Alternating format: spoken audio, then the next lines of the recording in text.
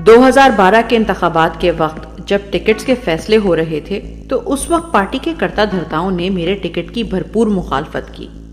نوجوان ہے، سیاسی بیک گراؤنڈ نہیں ہے، نہ اپنا کوئی ووٹ ہے نہ خاندان کا۔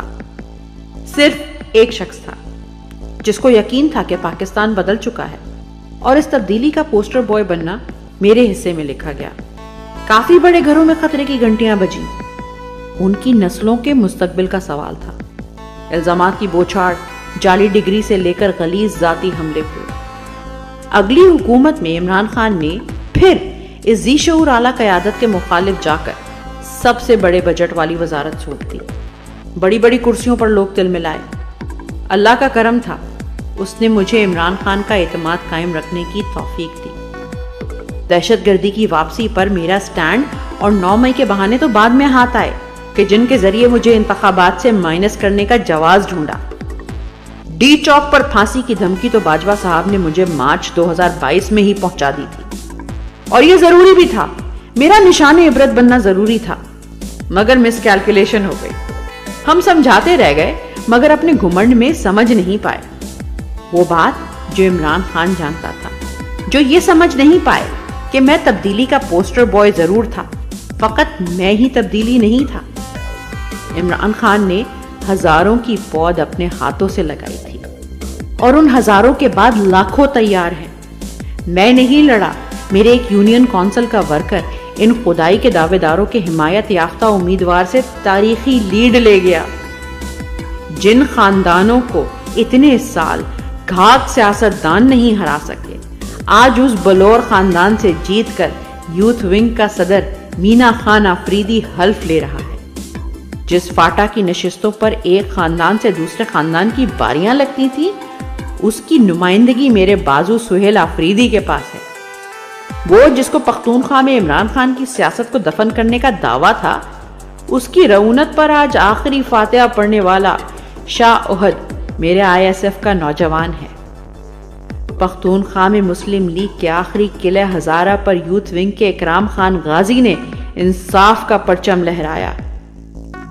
شیر علی آفریدی، شاہد خٹک، اب کتنوں پر کانٹا لگانا ہے۔ مجھے انتخابات سے باہر کر دیا اور میدان سے بھی ہٹنے پر مجبور کر دیا، لیکن شور کم ہوا کیا؟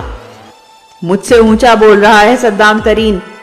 پارلیمان میں جگہ بناتے تو شاید اسے سال لگ جاتے، مگر اس کا حق چھین کر آپ نے اس کی آواز دنوں میں گھر گھر پہنچا دی۔ قاسم خان سوری نہیں ہے تو سالار کاکڑ ہے۔ آپ نے اس کا مینڈیٹ جس کو بھی دیا، عوام کے لیے تو وہی نمائندہ ہے جس کو انہوں نے ووٹ دیا۔ عالمگیر محسود اور ارسلان گھمن کو قیادت سے دور رکھا تھا، اپنے ہاتھوں ان کا راستہ صاف کر دیا۔ آج ان کی سیٹیں لے کر اوروں کی جھولی میں ڈال بھی دیں تو کون سی کسی نے عزت سمیٹ لی اور کون سی ہار انہوں نے تسلیم کر لی۔ اور یہ تو وہ نام ہے جو ہم سن رہے ہیں۔ 2 سال سے پارٹی کو کون زندہ رکھے ہے؟ عمران خان تو پچھلے 6 مہینے سے جیل میں ہے۔ مجھ سے فسادی بھی منظر سے غائب ہو گئے۔ جن پر تکیہ تھا وہ بڑے بڑے نام توڑ دیے۔ لیڈر نہیں رہے۔ کوئی ہرس و ہوس میں لڑک گیا، کوئی جبر کے سامنے ہار گیا، کسی نے گھر بار کی عزت بچا لی تو کوئی آل اولاد کے نام پر ٹوٹ گیا۔ ایک سہارا تھا، انتخابی نشان کہ کھمبے کو بھی ملا تو لوگ سر آنکھوں پر بٹھائیں گے، وہ بھی لے لیا۔ پھر کون تھا جس نے گاجر، مولی، گائے، بھینس، چمٹے، پیالے گھر گھر پہنچائے؟ پاکستان کی عوام بچے بچے کو ازبر تھا کہ عمران خان کا نشان کون سا ہے۔ فقط جوان نہیں، 8-10 سال کے بچوں کو بھی علم ہے کہ عمران خان کیا ہے۔ ایک مراد سعید خاموش ہوا تو اتنی زبانیں کھل گئیں۔ اتنی زبانیں کھینچو گے تو کتنے سر گویا ہوں گے، کوئی اندازہ ہے؟ آج سے 10 سال پہلے ایک بڑے صحافی کا فون آیا تھا، دکھی تھا۔ ایک بہت بڑے سیاستدان نے کہا تھا، دیکھو یہ کیسے لوگوں کو لے آیا ہے عمران خان پارلیمان، اب یہ بیٹھیں گے ہمارے برابر؟